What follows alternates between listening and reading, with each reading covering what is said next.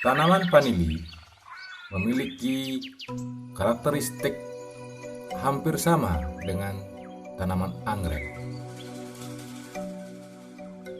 di mana akar-akar dari batangnya merayap pada media seperti pepohonan ataupun media-media buatan.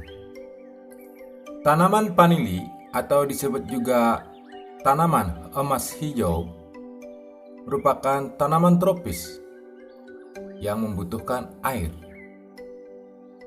Sekali lagi, bahwa tanaman vanili adalah tanaman tropis yang membutuhkan air, bukan tanaman air yang hidup di daerah tropis. Artinya, tanaman vanili membutuhkan air, namun kelembabannya harus benar-benar dijaga. Karena apabila kelebihan air ataupun tergenang air, tanaman vanili bisa menyebabkan busuk batang. Meskipun penyebab busuk batang itu bukan 100% karena air, ada seperti jamur dan lainnya. Namun, perkembangbiakan jamur awalnya karena lembab. Artinya, kelembaban yang tinggi memicu tumbuhnya jamur.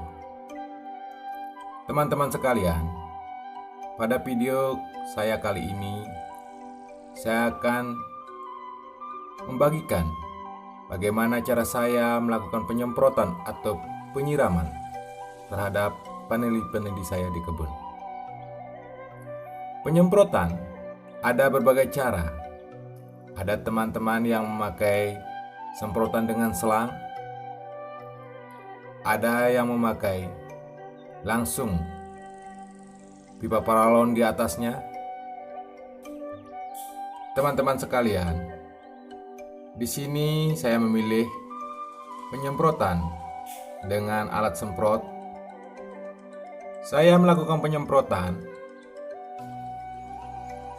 dengan terjadwal 2 atau 3 hari sekali, di mana pada saat saya melakukan penyemprotan, air penyemprotannya langsung saya isi dengan nutrisi yang saya buat. Teman-teman bisa melihat atau menonton video saya tentang pembuatan nutrisi vanili, tentang kurun waktu penyemprotan, dan tata laksana penyemprotan. Mungkin masing-masing orang memiliki keyakinan yang berbeda. Ada 3 hari sekali, ada 1 minggu sekali, ada yang pakai selang, ada yang langsung di atasnya dengan pipa paralon. Namun semuanya saya pastikan tujuannya sangat baik untuk keberlangsungan hidup vanili, tentunya keberhasilan kita dalam berkebun. Teman-teman sekalian, mungkin dengan cara semprot ini kelihatannya kita kurang praktis. Artinya membutuhkan waktu yang mungkin lebih lama. Namun, kenapa saya pilih dengan cara seperti ini? Kembali saya sampaikan bahwa karakter daripada tanaman vanili adalah tanaman tropis yang butuh air dan bukan tanaman air yang hidup di daerah tropis. Artinya, kelembaban daripada tanaman-tanaman vanili ini harus benar-benar terjaga agar tidak terlalu kering ataupun tidak terlalu basah. Dengan penyemprotan seperti ini, kita bisa benar-benar mengontrol kelembaban dari media-media vanili kita.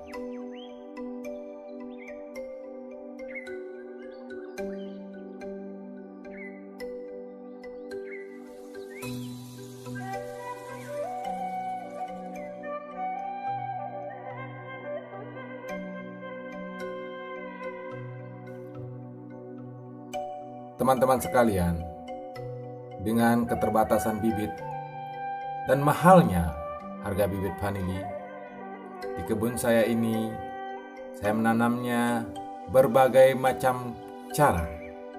Ada stek 1 ruas, 2 ruas, maksimal 3 ruas. Bahkan pucuknya yang muda pun saya manfaatkan sebagai bibit. Dengan belajar dari alam, sedikit demi sedikit, saya pelajari karakteristik dari tanaman vanili ini. Di kebun saya, 95% vanili ini bisa hidup dengan baik.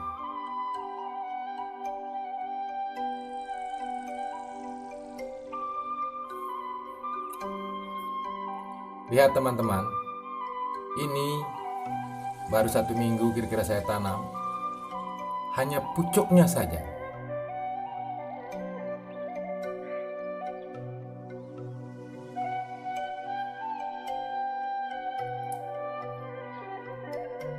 Ini pucuknya tidak saya tanam melalui tanah, melainkan dengan saya tempelkan pada media. Ini pun saya lakukan penyemprotan. Setelah beberapa hari didiamkan, lukanya mengering, saya mulai melakukan penyemprotan. Beberapa dari akar-akarnya sudah mulai menempel di media.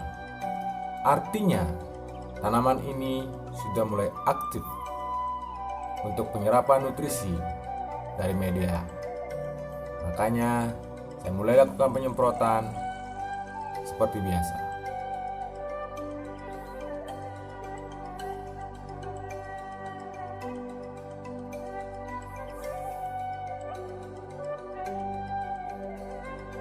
Kelemahan tanaman vanili tergenangnya air pada batang ataupun akar.